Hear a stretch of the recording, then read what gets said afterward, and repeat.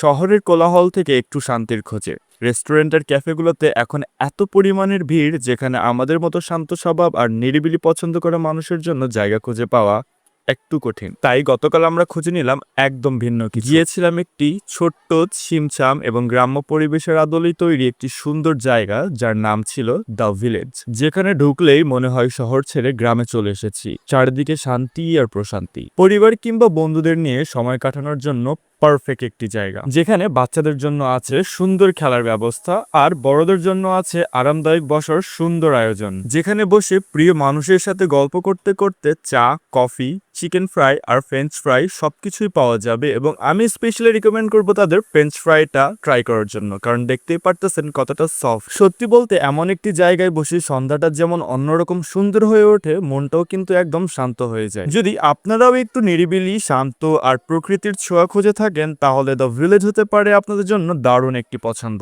ঘুরে আসতে পারেন আপনারাও। আল্লাহ হাফেজ।